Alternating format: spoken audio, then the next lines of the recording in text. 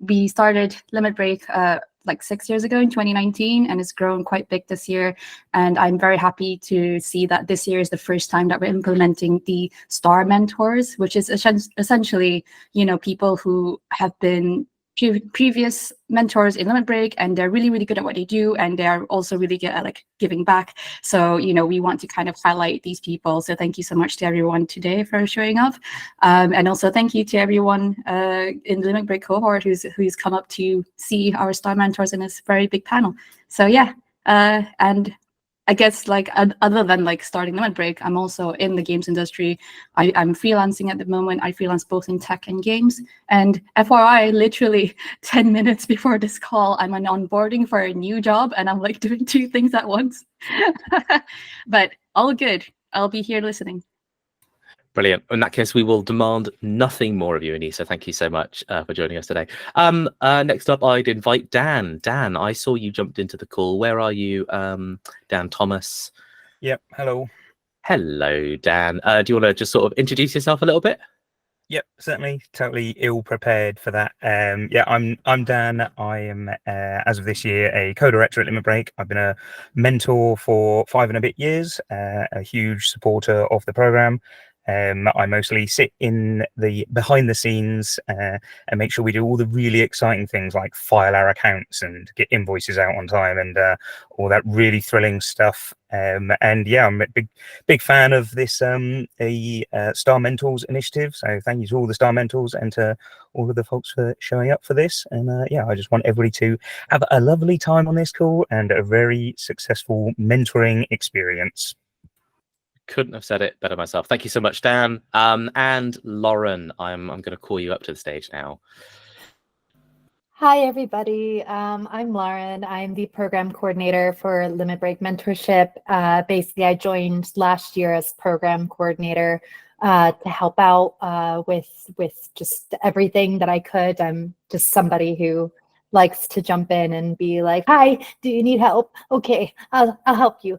And yeah, I initially got involved with Limit Break. I knew about it initially in 2019 when I met Anisa at the Women in Games conference ages ago, and got to go to the first ever closing ceremony drinks, I believe it was. And then since then, I basically gate crashed a lot of the opening and closing ceremonies until I became a mentee. And then last year I joined as program coordinator. And yeah, I do this mostly as my day job, and then Twilight as a presenter / host. I kind of go in and out wherever the wind takes me, but Limit Break is my current home. Can't get rid of you. You're always around. I'm sorry. But yeah. Oh, and I'm also thrilled to have the Star Mentors as well. Y'all are incredible, and I am not worthy. Welcome. Brilliant stuff. Thank you so much for that, Lauren. I noticed as well that you're wearing the great Hades long sleeve Megera top as well. We stand that top here in this household. Thank you so much. Now I will ask each of the Star Mentors essentially to introduce themselves. Let me just get my UI sorted just a little bit. Can I start with, I want to make sure that I have a nice system for this, and I don't. So we're just going to pick on someone first. Anna Dukakis, if you could go ahead and introduce yourself, please. Before you start, there's a request where if every panelist can kind of describe what their appearance are. It's for accessibility reasons, if that's okay. If anyone is listening, I know it's a bit late for Dan, Lauren, and myself. Just imagine us as very hot. Thank you. The hottest version of their voices. Yeah, okay. So name, pronouns, a little physical descriptor, and then current role, a little bit of history, and what would you like mentees to achieve with Limit Break, or with your specifically with yourself as a mentor? Anna, I pick on you to go first. Cool. Hello, my name's Anna. My pronouns are she, her. To describe how I look, if you put Greek and Singaporean into a random generator and spat out a woman with very short hair, that's me. I am a narrative designer. I've had experience in tabletop, mobile, and now console games. I started out as a writer, didn't plan to get into games, actually. I studied English literature and creative writing, thought I was going to go into book publishing, but kind of stumbled in after finding a freelance position on Indeed. Really loved it. And then once that role, sadly, kind of ran its course and I had to actually actively stay in the games industry or try to, that was kind of like the beginning, I guess, like the official beginning of my starting games. So I worked as a community manager and pivoted back into writing and then narrative design from there. So yeah, it's been a bit of a mixed journey, but all good stuff. And in terms of mentee goals, I think just trying to give any support and advice to help mentees utilize the strengths and kind of like inherent latent abilities that they already have. You know, loads of people have incredible ideas and skills, and just finding out the best ways to surface that stuff and put it in the best light, whether that's to find a job or just make yourself as strong as you are in the job you already have. I guess that's what I want to help with. Beautiful stuff. Thank you so much, Anna. And then I'm going to move on to Anne Lou. Anne Lou, could you please introduce yourself? Of course. Hi, everyone. So I'm Anne Lou. I'm French, as I'm sure my name makes it obvious. My pronouns, I guess, are she, her. I'm currently a brands manager at Square Enix. I work across two teams, the collective, so I'm leading Power Wash Simulator and Little Goody Two Shoes, and I also work with the external studios, which is supposed to be the Just Cause brand manager. I got into the games industry mostly by accident, right place, right time. I wasn't looking, I didn't know it was a thing, so it just sort of happened, but I really enjoyed it. I became a bit of a jack of all trades for all marketing and comms disciplines, and then Square decided I was worthy, and I've moved teams a couple of times in there, and it's gone really well for me. So it's been really enjoyable, 8 years mostly. And my mentoring goal, I think the games industry needs more fresh blood, and we're very easily like incestuous, and we refuse to let anyone in. Like once you're in, but if you're out, nobody wants to open that door for you. So I'm trying to give people more confidence if they're already in, or if they aren't. I would love for them to feel like there are people who can like just like push that door open a little bit more and bring more fresh blood, more diversity, because we desperately need it. So yeah, that's it for me. Beautiful. Thank you so much. Anne Lou as well, would you mind sort of giving like a small physical descriptor of yourself? Like if someone had to pick you out of a crowd? Well, that's an interesting question. I don't know.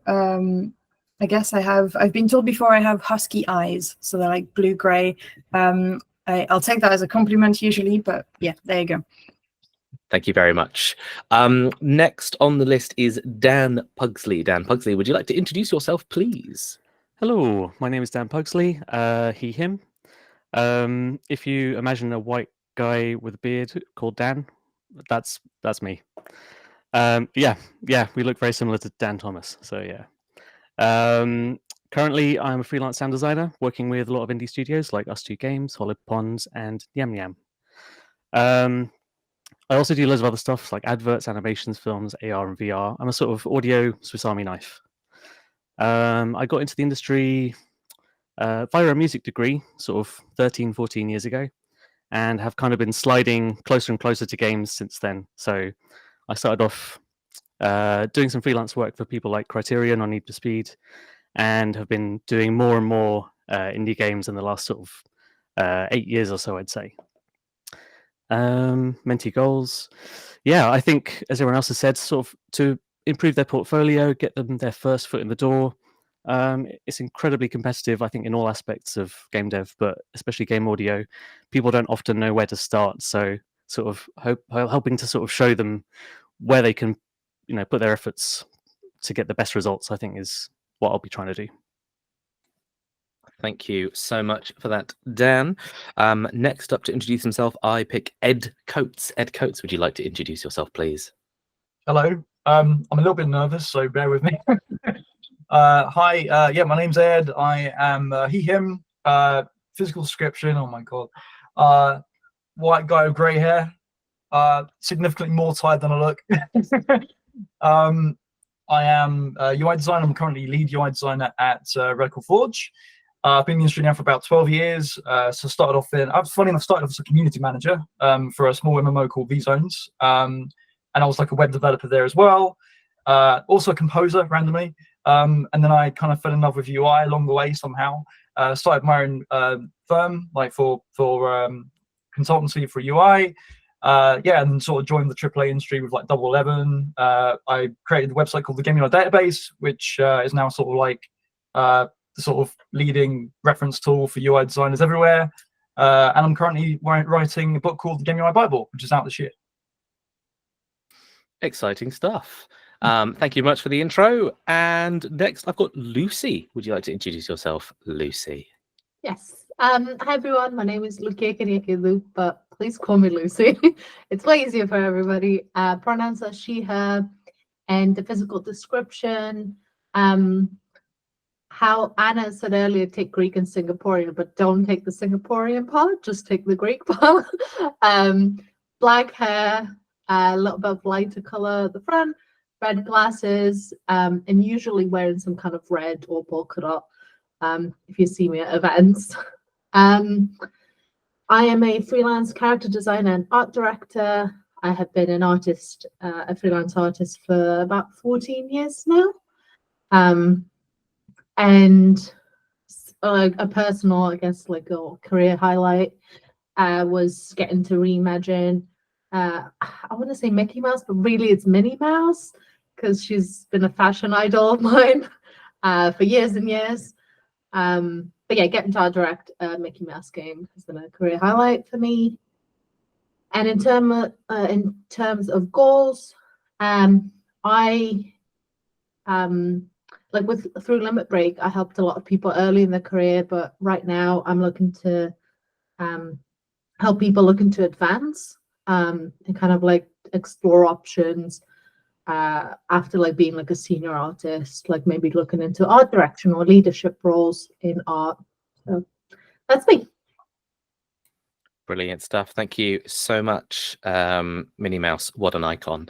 Sophie, would you like to introduce yourself, please? Hi, everybody. So yeah, I'm Sophie Smart, pronouns she, her. Visual description, I'm a Caucasian British woman in her early 30s, dyed red Albany hair, more often than not wearing Lucignac dungarees, which I am today. And yeah, I'm the production director at No More Robots, which is an indie games publisher. And just recently, I've also joined the leadership team at Out Making Games, which is a non-profit,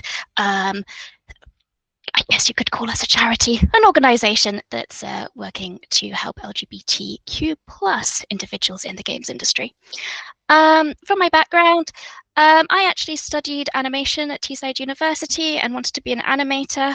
Worked in London for a little bit in visual effects, and then the visual effects industry died after Harry Potter finished in London. So then I found myself quickly working in games because there were a lot more jobs. And I've worked in indie, I've worked in AAA, and now, yeah, I work at No More Robots in publishing, which is very lovely. It's been about 10 years. In terms of mentoring goal, I've been with Limit Break now. I think this is my 4th or 5th year. I think I started in 2020, so it's my 4th year. And yeah, animation at Teesside, Lucy. I think you were the year above me, I think. But yeah, this year for mentoring, I spent the last few years mentoring people in who want to get into production, like very early, like pre-career stuff. And this year I'm actually looking to mentor people who are in their first couple of years within the industry, because I think those are the hardest, staying in the industry in those first couple of years. And if I can support anybody to stay in the industry during that hard time, then I'd like to. Amazing. Thank you very much. This is also a household that stands Lucignac dungarees. Not me, just the other half of the household. I cannot model her today, I'm afraid. She's in the office. Now, last but not least, Ziz Simoens. Would you like to introduce yourself? Hello, I'm Ziz. My pronouns are she, they. I am the palest Californian you will ever see. I have pink hair almost always and an extremely round face. Really big, like hamster cheeks. So that's me. My current role is senior game designer at Rare, working on Everwild. And my history is kind of like I was a choreographer in dance. And then it was like I didn't want to be in dance anymore. So I was looking for different, like somewhere else to go. And I ended up on this kind of path that took me from dance to interactive theater with gaming apps, to immersive games with like AR and VR, to being called by Rare because you're really weird. We want people who think kind of weird. So that's kind of been like my journey. I'm looking to kind of help probably people who are in their kind of first couple of years, looking to kind of help them go like, yes, I really do have this. Or like, what's that next thing I can do that will really strengthen my knowledge? And mainly the confidence that, yeah, I already did know that. I learned maybe a little bit extra, but now I know that I do know that. Because that's been a real struggle for me, especially coming on like this little journey of mine. I'm now in console gaming, and I'm like, wait, do I even know what I'm doing? Do I know design? And yeah, I do. But sometimes that needs a little bit of like reaffirming. So also like how to put yourself forward and be a little bit more courageous. So I think reaffirming is like a word that we should all get tattooed on our eyelids. It feels like a real good vibe for the year. Thank you everyone for introducing yourselves. Just in case you need to know, I'm Jonas. I'm Jonas Gowe, pronouns he, him. I look like Richard Ayoade drew out dreadlocks, which if you don't know what Richard Ayoade looked like, half white, half black, dreadlocks, glasses, very nerdy, very silly, very aloof. You will always see me in very loud shirts and or clothing. Thank you everyone for joining us here today, and thank you for all those wonderful introductions. Those are our panelists. So today we're going to talk, I sort of alluded to it before, but we just really want to talk about sort of the theme of mentorship. So something we all have in common here is we're all part of Limit Break, a mentorship scheme. And every single one of you star mentors, you are mentors. You may have a mentee already. You have maybe spoken to some mentees, potential, actual, or otherwise. But you will not have gotten to this point in your careers without probably some degree of mentoring in some fashion. You will have either kind of been adjacent to mentoring and gone, oh, where's my mentoring? You will have maybe been directly mentored yourself and found that incredibly helpful. Maybe you've been mentored and you look back on that years later and you're like, what were they doing, huh? Whatever the case is, I think it'd be really good to learn some of the lessons that you've all had in your careers on the subject of mentoring. So what I'd like to kind of dedicate this like first or maybe second part, I suppose, of the conversation to is the theme of this next bit is like the best advice you have ever been given, or the best advice you've ever heard, either way. If it wasn't given to you, maybe tell us a little bit about, what was the context of that. So I'm going to go through each of you now, and I basically just want you to really speak on like what's some advice that you've either heard or you've been given directly. Like, what was the context of it? Did it help you? Is it advice that you found, is it really contextual, like you wouldn't just give it to anyone, or do you think it's really good general advice and everyone should hear this?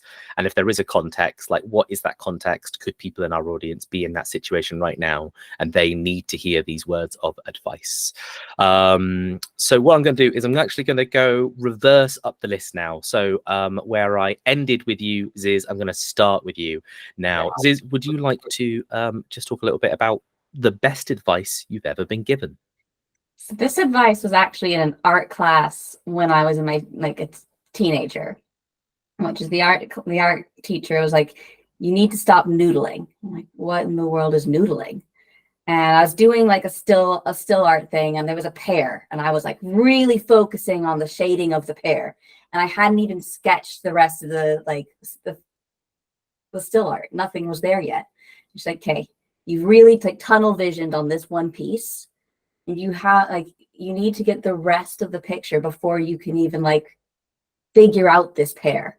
So like put the pair aside and let's figure out what else is going on here. I think partially because the word noodling is a funny word, but that's really stuck with me of like occasionally when maybe I'm focusing too much on, I have to get this one particular part of learning or I won't be successful or whatever that might be for the moment, where I get like really tunnel visioned in. I'll kind of go like, am I noodling right now? Like, am I not seeing this in its like wider context? And so, yeah, don't noodle. Am I noodling right now? Everyone ask yourself that question every day before you go to bed. Brilliant stuff. Thank you so much, Aziz. Sophie, what's your best advice? Yeah, of course. I think the best advice I got was quite early in my career from a producer who was looking after me at the time. He was a senior producer, and I think I was still quite junior. And really, it's, you know, especially if you're in a role like production, if there's a problem, you tell people straight away. But I think anybody, like, this is just good advice for anybody making games. I think it's very easy to sit on a problem for a couple of weeks and think, oh, it'll go away, the schedule will go back into place, this person will catch up. No, because you need to tell people straight away, because if they find out later, they have a more limited amount of options to them to make changes. If you tell people from the beginning, they're not going to get angry with you because they have all these options and different roads you can still go down to address the problem.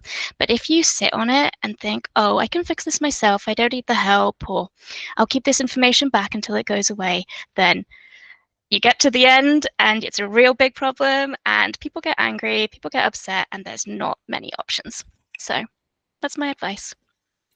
Brilliant stuff. Thank you so much, Sophie. I'm going to bring it to Lucy now. Lucy, what's the best advice you've heard or been part of? Yeah, so for me, it's not gonna be like the best advice, but I'll explain. You hear a lot in talks, don't be a dick. And that's a great thing to go into the industry with. But sometimes you need to be a dick. And that's my advice. Sometimes we take that as like, don't, be quiet, don't say the thing if it's controversial, don't say something to like defend yourself or your idea or whatever. And yeah, yes, thank you, Lauren. Be a dick respectfully. Like sometimes you need to like be a little bit more forceful to make sure that your voice is heard, and it sucks when you kind of put in the position, but sometimes do be a dick. That's my advice. Sometimes do be a dick. Tattoo that somewhere else. The eyelids have been used up. Thank you, Lucy. Now next up on the advice train, it's Ed Coates. Hello. So I've got, can I do 2 pieces of advice? That's okay? Oh, go on then. Oh, brilliant. Thank you. The first one, in terms of UI, I was taught sort of like try, and if like when you're starting out and you're making something brand new from scratch, it's really tricky because you don't have like a full palette of ideas in your head, like what you're allowed to do, what is actually possible. So it's really good to like take from other games, like basically look at other games and copy, recreate, like just put, obviously not like, claim it as your own, but just, copy something that already exists, because that sort of takes you through the steps that the original designer would have done. So that's really cool for that. And that's like, that's been a game changer for me in terms of like UI. In terms of like everything else, is to think of yourself as a brand. When you're selling yourself, especially as a freelancer, you really have to think of yourself as like a brand. Like, what do I stand for? What do when people look at me, what do they see? That kind of stuff. Because as I said before, like starting out, I was a community manager, web designer, composer. Had dabbled in graphic design. If you put that on a portfolio, it's going to look insane. You're going to look absolutely unhireable. Because it looks like somebody who just wants a job, and they've basically been like, well, I can do this. I guess I can do this. Kind of thing. It doesn't matter how good you are at those things. If you say you're good at everything, you're good at nothing, essentially, in the eyes of a recruiter. So you really have to think of yourself as like a brand. And one of the best analogies I was given for this is like, if you're going to get some pizza, where would you go? Like a specialist pizzeria or a buffet? Would you go to a buffet that has like Indian food, Chinese food, sushi? You know, like you wouldn't expect the pizza to be very good, right? But if you go to a pizzeria, it's going to be like artisan, really lovely, you know, sourdough, you know, that kind of stuff. So yeah, essentially the best advice is like, don't be a buffet, be a pizzeria. Trying to find my unmute button. Don't be a buffet. Don't be a Yep. buffet. Yeah, Don't be a everyone put that on a sticky note and put it above your bed. Wake up every single morning to the phrase, don't be a buffet. Be a respectful dick, not a buffet. I think, guys, we're absolutely nailing down some really great advice for life here, and I will not hear otherwise. Dan, Pugsley, you're up next. I wish I had a nice food metaphor for mine. I think my one is probably do what you say you're going to do when you say you're going to do it. It goes. So many people kind of don't follow up on things, or don't do things on time, and I've seen people throw away opportunities by not doing what they said they were going to do. And as soon as you do that, it immediately shakes people's trust in you. And as soon as you've lost their trust, they're not going to want to work with you so much. So that's probably my top tip. It's very generic, but I feel like it kind of applies to everything. No, I think it's a good one. I think that, you know, especially when you're in like a new environment, it's quite easy to overpromise. So yeah, reliability is key, I think. Nice. No, much appreciated. Thank you very much. Next up, I'm going to ask Anne Lou. Anne Lou, what is your greatest piece of advice? Okay, so like Ed, I also have two little bits that really stood out with me through my career. So the first one wasn't actually given to me, it was given to the video editor who joined at the same time as me in my first job. And our boss would always say, punch them in the face every time there was a trailer or something creative. And while it sounds slightly insane, I do think there's something there underneath it, which is everyone who is doing creative work, narrative, visual, or community or marketing, and you have people's attention span for like 5 seconds, maybe 3 now with social media and TikTok. So what are you doing that's going to grab their attention? And that doesn't mean it has to be frantic and manic, but it has to be impactful. So every time you're doing something, be impactful, even if you do less. And the other thing, which I've learned from my current manager, I work with a lot of multicultural teams, especially with Japan, where we have fundamentally like really different ways of communicating and managing each other, which is incredibly frustrating. And he said, choose the hill to die on. So when you're working on a long project and you're working with loads of people, there's going to be battles that you have to accept to lose so that you can win the war. And you just have to think big picture, like take a step back. And personally, for me, who got really in the weeds of being frustrated, like, oh my God, the web team isn't like reading what I'm sending them. I have to resend the same thing 5 times. And you know what? Take a step back. It doesn't matter. They're overwhelmed. They have other people to deal with. That's only one of the small things I'm asking them to do. Breathe, let it go, and then focus on the big picture, which is your website will look nice at the end, even if you had to resend it 5 times. So think strategy, take a step back, and stop being so angry at the small things. Be angry at the big stuff. Fight for the real battles. That's my stuff. Just a reminder to all the audience as well. When someone asks you, where did you get the advice? Punch them in the face, be a dick, be a pizzeria, all of these things, all of your life mantras, remember that they all came from the same event. The Limit Break Star Mentor Panel. We're only spitting straight facts here.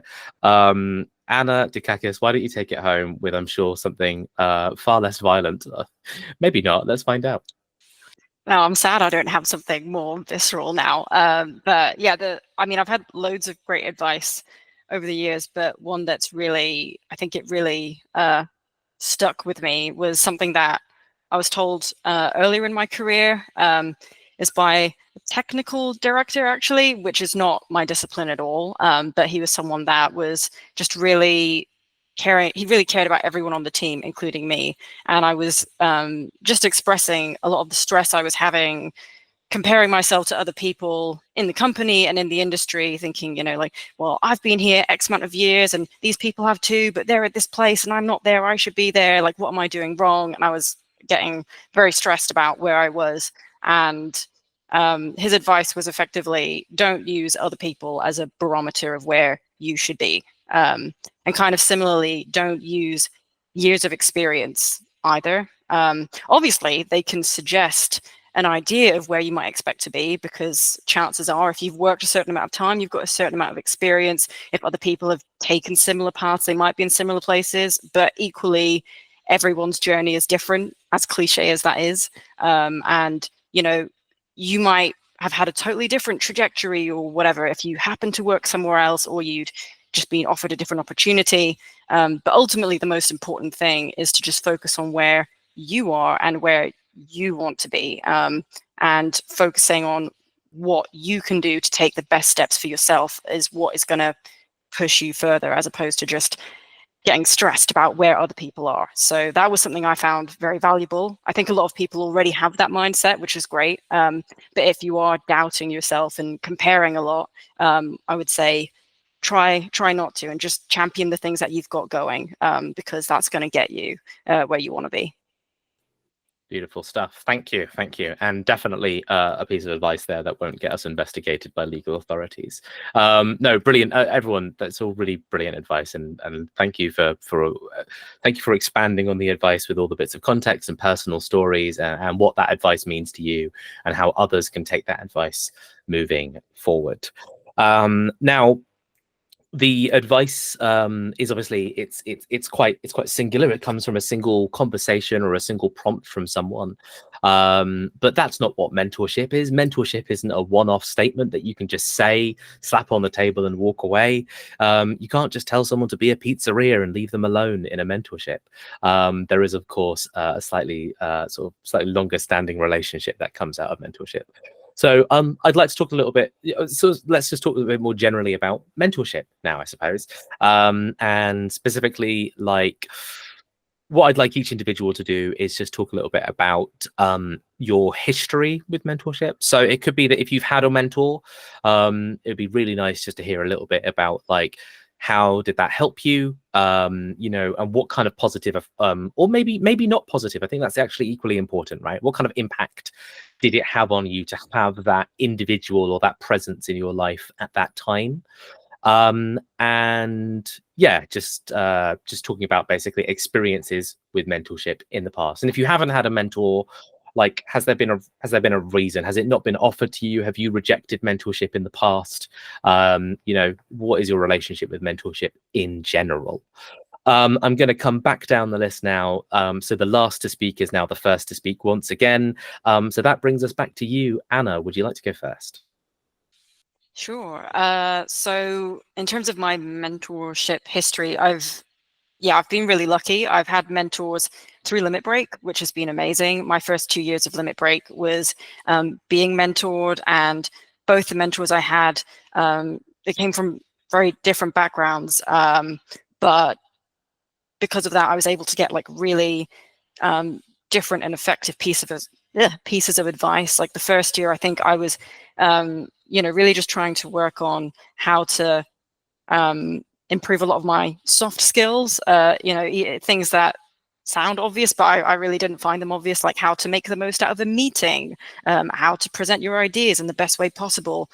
This was all stuff that I could talk to with people at work, but I found that having somebody outside, it gave me an outside perspective, and also meant that I could in some ways talk a bit more freely, because I'm not worried about, they're going to judge me for exposing my weaknesses or things that I was worried about. So having mentors, from outside, it was really invaluable. But yeah, I've been lucky to have mentors at different places I've worked as well. Like the piece of advice I was just talking about was from a technical director I worked with before. And I think you can kind of tell when there are people who just have a desire and, like, goodness in their heart or whatever, to just want to help other people. And I've been lucky to meet a bunch of those people. So I definitely think that if you don't have, like, any specific thing you're looking for out of a mentorship, it might be hard to get something concrete. You know, it might be a bit more general and just like confidence boosting, but I've always found when I've had particular questions, whether they are technical or soft skills, having someone that I can actually go to and talk those through with them, it's been really helpful. Even they're not there to solve my problems for me per se, but they'll talk it through with me, and then gradually I can actually use those frameworks to solve those sort of problems for myself when they come up later down the line. So yeah. Excellent stuff. No, thank you so much for sharing that. And I think there's loads of really great stuff in there, you know, just touching on like mentors don't necessarily have to be like what you're trying to be in 5 years. Like they don't have to come from the same place as you, like getting different perspectives and just having people outside your workplace that you can share a little bit more honestly with without fear of how it will impact like your work, you know, that sort of thing. All really great stuff there. Thank you so much for sharing, Anna. Anne, Lou, would you like to go next? Sure. I guess I've also been quite lucky with my mentors. They've mostly been my managers, and that's, I realize that's not the case for a lot of people. And I've also had bad managers, don't worry. There's two people who stand out to me really that I think are worth sharing. Is my first manager. Like when you start in a job or an industry and you know nothing, you kind of follow blindly. And then, so the first year and a half was very much like I had so much to learn, I didn't question it. And he was genuinely like a lovely guy. But I realized after a while that I had absorbed the knowledge and the information. I started like modeling myself against him, if that makes sense, like who he was and how he led. Like I would say he was quite a yes man, and I started standing up against it. That did get me in trouble, by the way. But I think it's really interesting that sometimes your mentor might also be something who's really different from you, and you realize, this isn't what I want, like this isn't me. And from this example, I actually learn about myself. I can be a leader without being like him. And I don't have to follow. I did eventually leave the job, not because of him, but I'm just saying, you know, like I grew out of it basically. And then maybe a controversial way of approaching things, but my current manager, the products I've been working on, some have been cancelled before being announced. So it was very much like oh, I don't know what's happening. I suddenly have nothing to do. And is he going to keep me on? And I know lots of people suffer with imposter syndrome, especially if you're a minority or if you're younger in a team of people who have more experience. And I just straight up asked him, like, why are you keeping me around? Like, am I good enough for this job? Like, are you sure you want to keep me in your team? What's the point? And he was actually really kind, and he laughed and he reassured me, like, no, I can see value in you. And I think, you know, if you're safe to ask those questions, and maybe it's not your manager, maybe it's someone outside, but who knows you and knows how you work, getting that validation sometimes when you're all in your head freaking out by yourself in the dark, finding that strength, even just in writing, to say, like, am I actually okay? Like, am I doing a good job? Will actually go miles in making all of the voices quiet down for a bit until you start believing that what they're saying isn't just blowing smoke up your ass, but that maybe there is something there and you're not just, it's not just imposter syndrome. Then you start feeling more confident. It really has helped me get over that. And I'm not saying I don't still get it, but asking for that boost, asking for that validation, especially if it's people you trust their opinion because they are good at their job, it makes a huge difference, at least for me. Brilliant. No, thank you so much for that. I resonate so much with a lot of that. Having positive feedback makes the world go round. Good. That was a sentence I said. Thank you for sharing. Dan Puglsey, you're up next. Thank you. I don't think I've been super lucky. I haven't really had a mentor in the industry at all, to be honest. I had maybe the worst boss you could ever hope for starting out in my first internship. So he was this kind of crazy coke-fueled nightmare of a guy, just a bit of a terrorizer in the studio that we were in. And I think starting off, that being my first ever position, you kind of take that to be normal. You kind of don't question it always, especially if it is your first role. And now I'm like 14 years in. If I was in the same position dealing with this guy, I'd walk away immediately or call him out or something. But, you know, at that point, you don't think to do that. You're just like, oh, shit, maybe this is what bosses are like. So I suppose for me, I I want to make sure that people have a better, have a better entry point or a better foot in the door, or again, someone they can ask if they do encounter this sort of situation, to be like, yeah, this guy is crazy, step back or do something else or talk to them in this way. So I kind of want to be the opposite of the first boss I had, I think is my kind of aim with this. And then I think on a personal note as well, I feel like I learn a lot by talking other people through their problems, or I figure out new ways of examining my own thinking by by talking them through something different or something I'm not familiar with. It's still useful for me because I'm then re-examining my own thinking and sort of working out new ways to think about stuff. So I feel like it's helpful for me and them too, hopefully. Brilliant. No, thank you for sharing all that. I hate to be like cutting in with every talk with, wow, that resonated so much with me. I have had a manager just like your manager. Thankfully, they were not my first boss, but it still took me a whole year to be like, I'm leaving this job for that reason. Yeah. So big relate right here. Anyways, enough about Coke fueled managers. Ed Coates. Yeah. So for me, I guess it came from a place of wanting to. Basically, I had a breakdown in my 20s. So I'm 40 this year. So I had a breakdown in my 20s. I was quite late to the industry, and it was scary. Like, I never thought I was going to get a job at all, any kind of career. I was on benefits for a very long time. I didn't think, this is like a dream come true for me in so many ways. Not just having, this job. It's like a job, kind of thing. And not to mention, like, back then, getting started in UI, there were no references, there were no resources, there was nothing out there to help UI artists. So for me, it's really important to basically make available what I didn't have as a kid, when I was younger. So that's one thing. And then I guess because I'm so passionate about that, like, I'm really passionate about like mentoring, teaching, that kind of stuff. And I kind of found that, like, a lot of people can't teach. A lot of people aren't very good at it, because they tend to teach from their own perspective. And so if you take something like color theory, for example, if you ask a seasoned artist to explain color theory, they'll go into like the nitty gritty of color.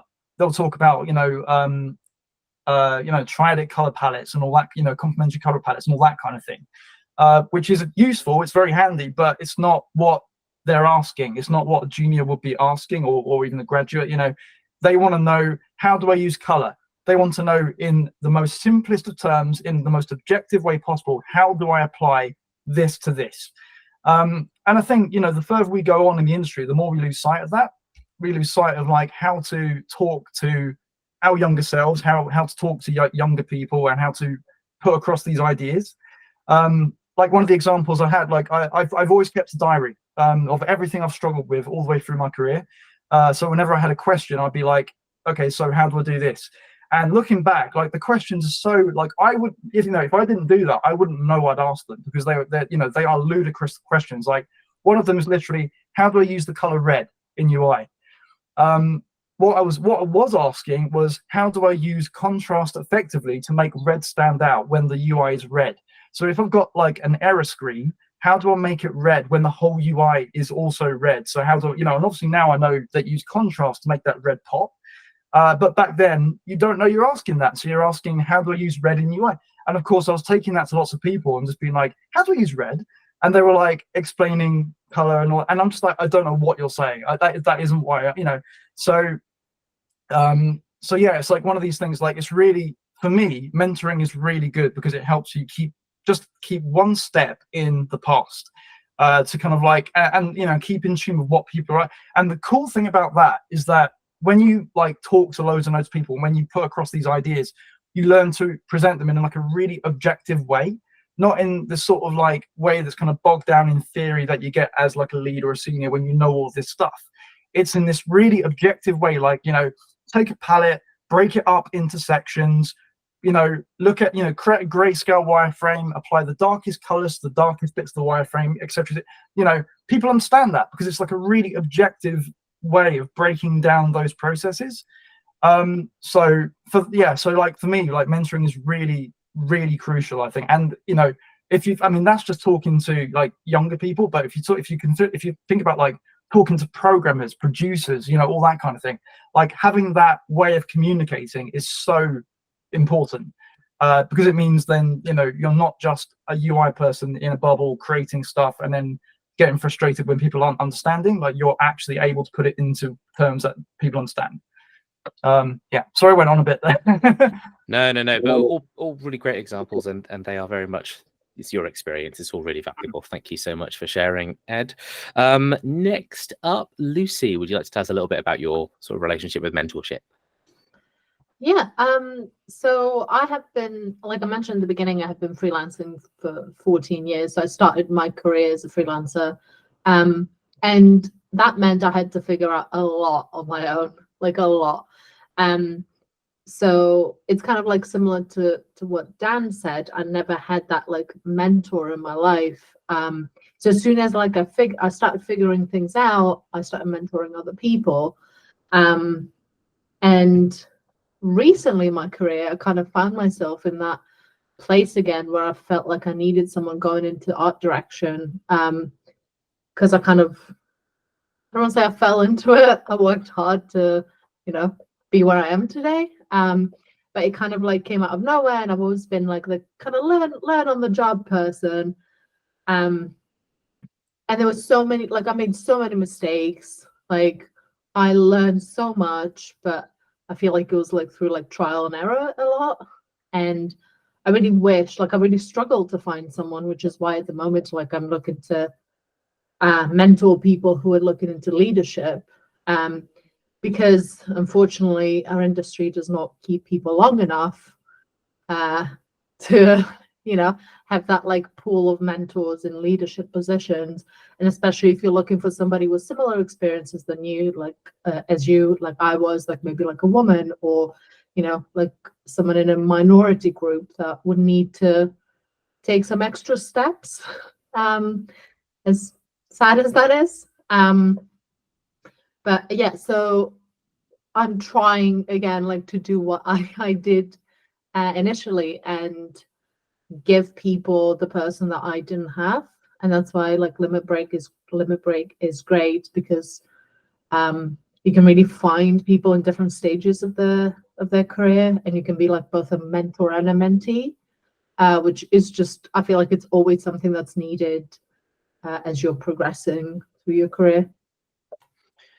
Thank you for sharing. And yeah, you really touched on something there, which is like if the middle line, if the bottom line of the games industry never escalates into that mid-senior role, you have this really high turnover, right, at this like low level, but the medium and top level of the industry never changes, which means there's no new information, there's no new passing down of that talent, and that new talent like never gets to kind of like rise up and then share down again. So like proactively sharing down, especially as a slightly more diverse person in the games industry, is like just very massively important. And thank you again for everyone here, not just the star mentors, but any mentors watching this, you know, because yeah, you're making that positive impact.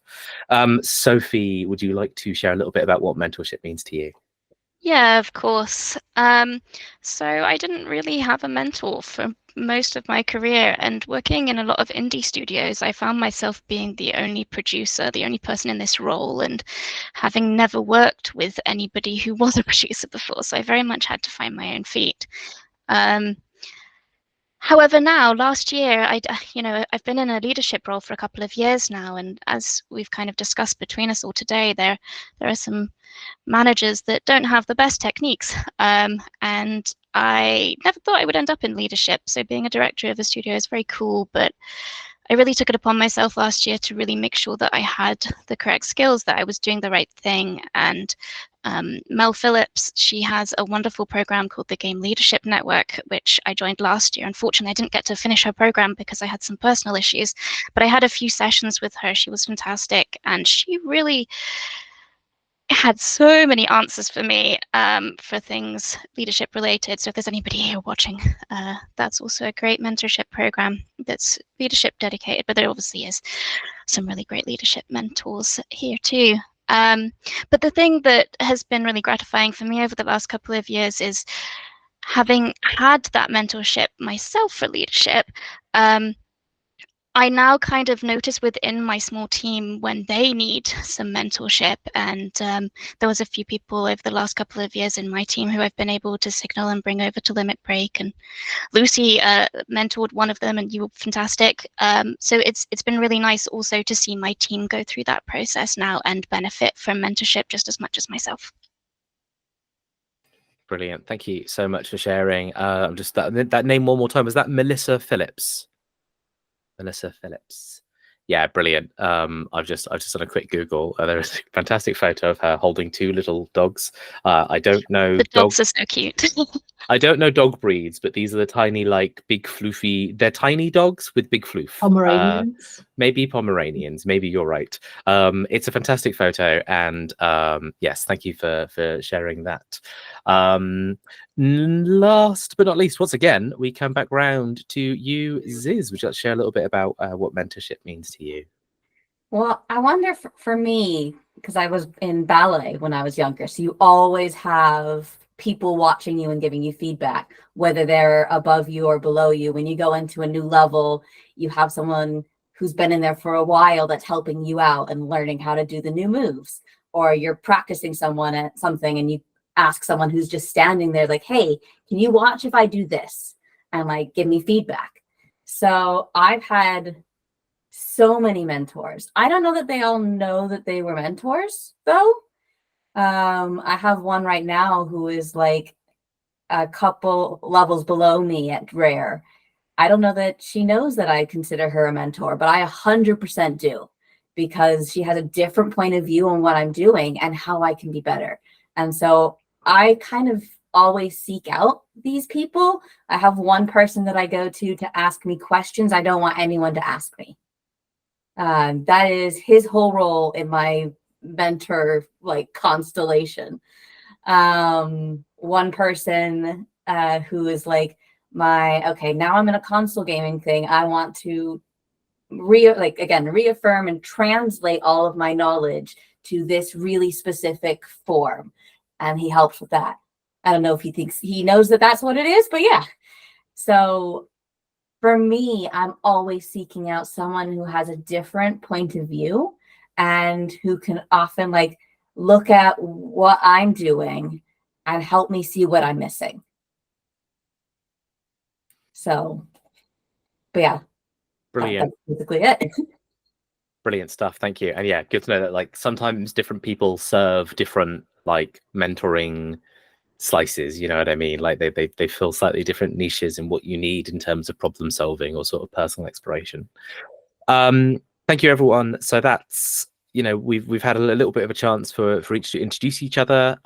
We've given a little bit in terms of like what we've heard in terms of great advice that we'd give others, and we've talked a little bit about what mentorship means to you. And we have now hit 2 p.m, which means we've roughly been here for an hour now. The biggest thing I want to respect out of everyone is like your time and sort of your personal energy. So I think there's a lot more that we could talk about. I think there's a lot more that we could unravel here today, and we have a great selection. But also I'm sort of really aware that some people have sort of done this talk during their lunch breaks, and they're giving a lot of themselves this event, but they've probably got sort of projects and lives to get back to. So what I would like to do is I would like to basically wrap up this talk in sort of more or less the next 5 minutes now, by just having everyone, if I could ask everyone, just all of the mentors here, to just think about like, is there anything that you haven't said that you just really want to get out today? Is there something that you'd really like people to just take away from either this talk or Limit Break as a whole? Whether it's advice about the games industry, and if you feel like you've said everything already, then by all means, like, feel free to just kind of recycle something that you've said here today. Particularly, like, you know, if you would encourage anyone to come to you with a certain type of problem through Limit Break, if you would encourage people to like get in contact with you through Pushfar or the Slack, or say hi to you at an upcoming event, or if there's any initiatives that you want people to know about, maybe you run something, maybe you're writing a book, Ed, maybe there's something you just really like to kind of say, some finishing words. let's just do that. Let's do some wrap up words before we all go. And just for the audience, I won't ask for a Q&A session. I won't input any questions there, just so that we can kind of give a bit of respect to everyone's time. But thank you everyone for listening, and thank you for being here. And there will be more events like this in terms of talks, panels, workshops, things like that.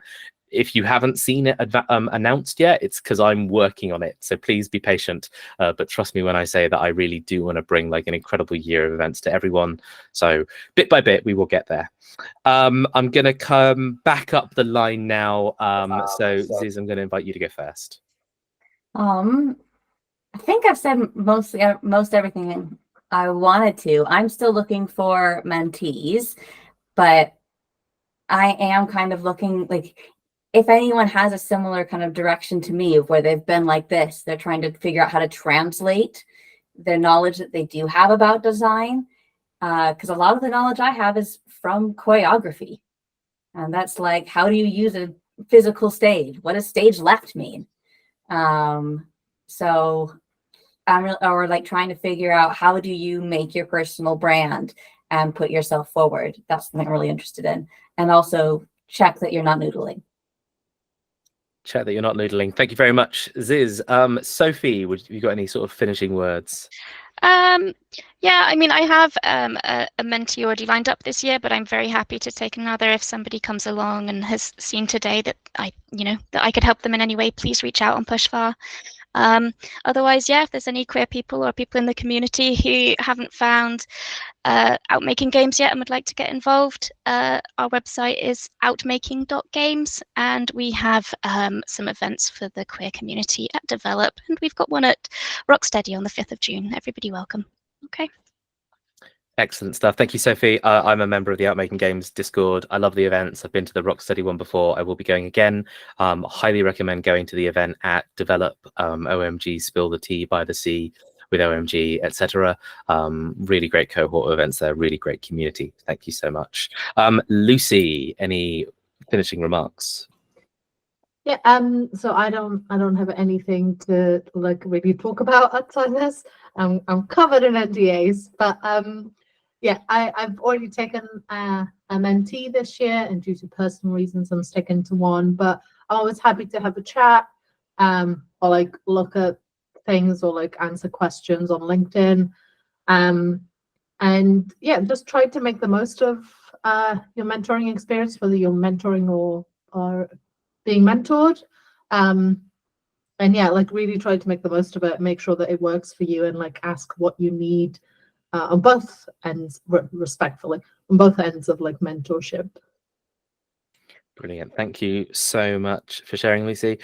Just an additional note for everyone watching, by the way, if you've got anything that you like, wish you could ask, but you couldn't ask it here, do feel free just to post in the Slack. There's like a help events channel. You could just be like, Jonas, I didn't get to ask this question, so I'm going to ask it here. I'm not promising that any particular style mentor will answer that question, but you will suddenly ask that question to an entire cohort of 1,600 people. Many of those are mentors. I'm sure you will find a good answer somewhere. So please do use that channel if you need to. Over to you, Ed. I'm not quite sure what I'm going to say yet, so I'm just going to say. I wanted to say something about, obviously it's a really horrible time at the moment in the industry, and it's like I was sort of conflicted even about, is it right to mentor at this time? Because it's like, I could have planned this ahead. Is it right to mentor when there's no security in a possible job, kind of thing? So I would say at the moment, obviously, going to mentors and going to them with this idea of like, can you get me a job? I think is a big ask. But that's, and again, it's not because of us, it's because the industry is an absolute shit show right now. So, remember to lean on your mentors as well for like mental health, sort of like in, obviously not in therapist context, but in the context of the industry. And also to sort of, one of the things I like to say is like, find the fun, like, try and find the joy in what you're doing, because funny enough, like those are the people who tend to get picked up, the people who really, they look like they're having fun. They look like they're passionate about what they do. At the moment, it's very, very competitive, and those people are the point. So in terms of UI, you know, make loads of stuff. Just make, like, you know, put it on your portfolio, get really creative, have fun with it. That's really, really important. Try not to look at it as a goal of like, this will get me a job.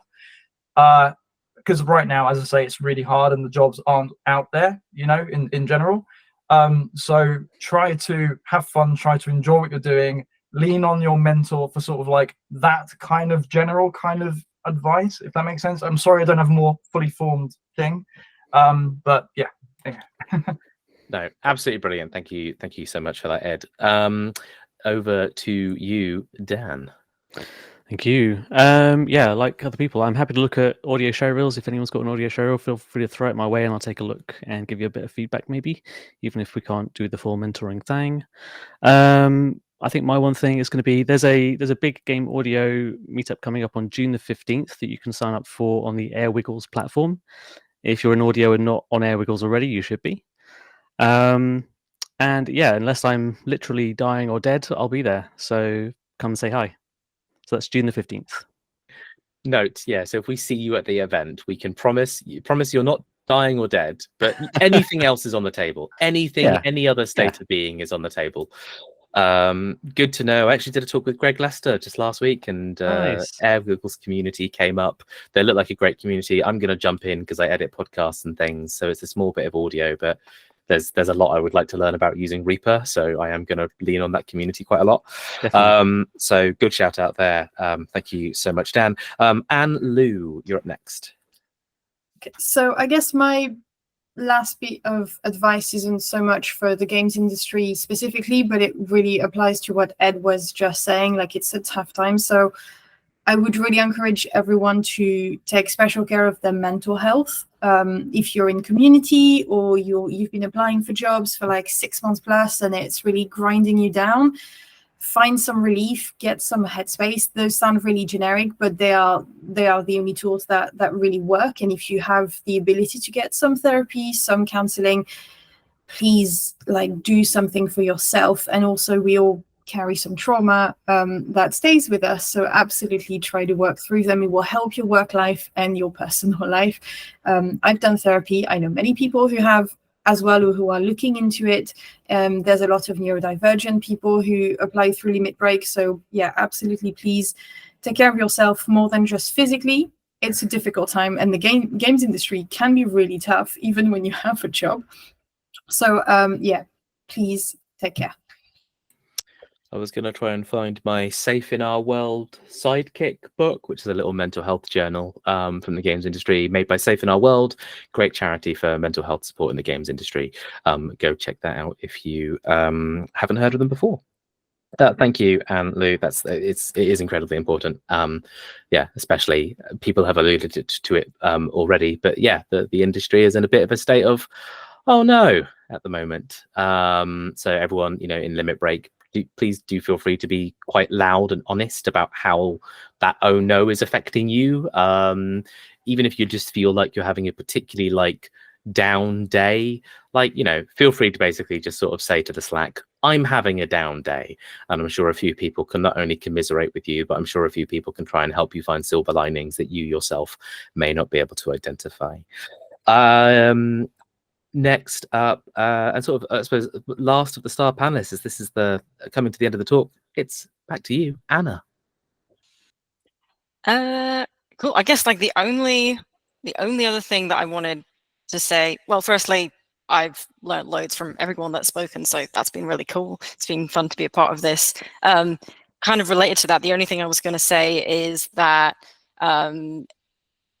no, there's no bad place to get advice or learn experience from. I mean, I'm sure there is, but that you know, like basically having a set mentor who's in your discipline, coming from a similar background, I think is really valuable, and that's why we're all here. But equally, be open-minded if you're at events, you know, connecting with other people. They might not be, you know, in the same role as you, but that doesn't mean that they're not going to have something really interesting and valuable to impart. And, you know, I think that's been the case just listening to everybody here today. And I've also found, you know, at events, just talking to people about stuff that is so unrelated to what I do, but then I'll find, you know, like a few months down the line, whatever they've talked about, I don't know, maybe it's in I think I was having a chat about like sound design in like different like simulation games, like weirdly became relevant in like another discussion at work. So,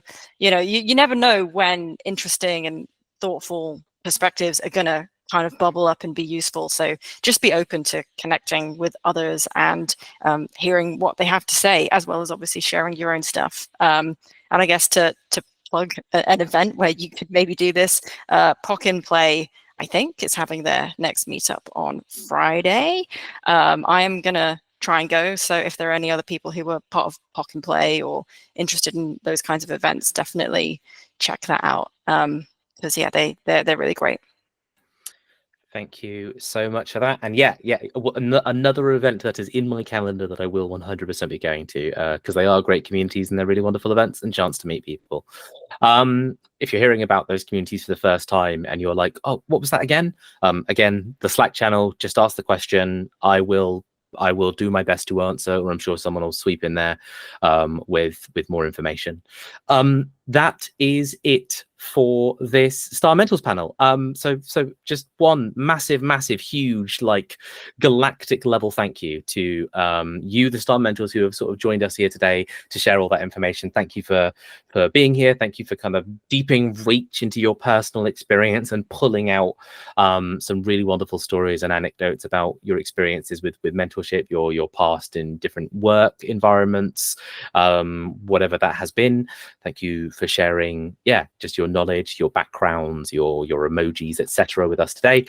Thank you everyone in the chat for just listening, for being part of this. You know, we wouldn't, this would not be a valuable event if you were not there to gain value from it, so to speak. So like, thank you for giving us your time, for listening, for engaging. I'm sorry that we couldn't really provide you with the space to all kind of do an in-depth Q&A today, but don't worry, as I say, we will just do our best to facilitate more and more events just like this, where you have a chance to kind of have your input and have those conversations. I hope you've learned something today that will go into your mentorships, whether you are a mentor providing mentorship to someone else, or whether you are a mentee looking to learn something. I hope you've heard something here today that you will tattoo on your eyelids, put a sticky note above your bed, and chant into your mirror every single morning and every single night before you go outside. Thank you. With that, I'm going to rather unceremoniously essentially just end the call for all of us. So I think that's just the best way to do this. So goodbye. Before we do that, can I just say like a thank you, goodbye really quickly before we go? Yes, you can, Anisa. The rest of you, if you guys want to fuck off, it's fine. But to the Star Mentors, I just want to say like a huge thank you, because as the panel was going on, I kind of dawned on me on how the way that I found out about a lot of you is through different points of my career. Like, you know, Lucy and I, we went to Teesside University together in the same year. And then Anna and Ziz, you know, you've been with Limit Break since like year one. Ed, he kind of shot into stardom the last few years.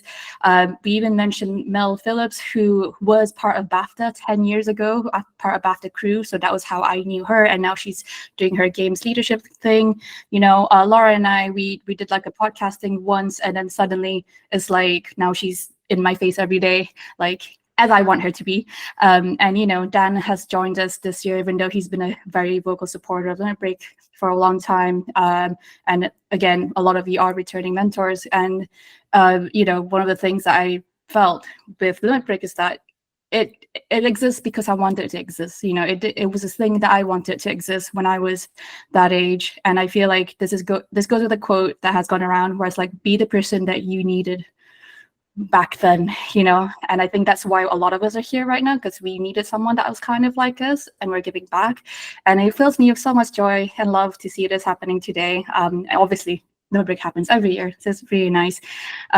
So in a way, like for the rest of you in the chat, hey chat, I hate streamer talk. For the rest of you though, like if you want to pick up anything from this, like look at your peers as well. You know, it's not just about the fancy, famous people in the industry, you know, the mentors. I mean, they are good at what they do, sure. But like a lot of people right now that I call my friends, my peers, the people who are like lifting each other up, like we've been friends for like literally decades, 10 years, 5 years, even newer friends, you know, like game sees game, you know, that kind of thing. Like we see each other, and I think it's good for you all to like talk to people around you. And who knows, maybe 10 years from now, you might start your own organization. That is the big new thing, because we've already mentioned Pock and Play, you know, OMG, Limit Break, like all of these organizations, we all started out around the same time because, again, we wanted this to exist.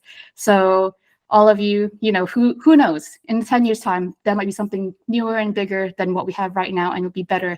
And, you know, we keep giving back to the industry. So thank you so much for spending your lunch with us today. I know some of you are probably like, you need to get back to work. But anyway, I'll see you guys on Slack, and I'll probably see you all in the next event. So thank you, Jonas, for doing such a great job hosting today. And thank you so much to our star mentors. You are literally stars in my eyes. I hope to see you all of you again soon. Okay. Brilliant. Thank you so much. I look forward to everyone opening the pizzeria that they dreamed of in 10 years' time. Yes. Okay. Now I'm going to unceremoniously end the call. Thank you again, everyone who joined us. See you out there in the Slack. See you in future events. See you at all of these lovely networking events in London and hopefully around the UK. We'll see. See you at wherever you can find other game dev people. Bye bye for now. Thanks for joining us.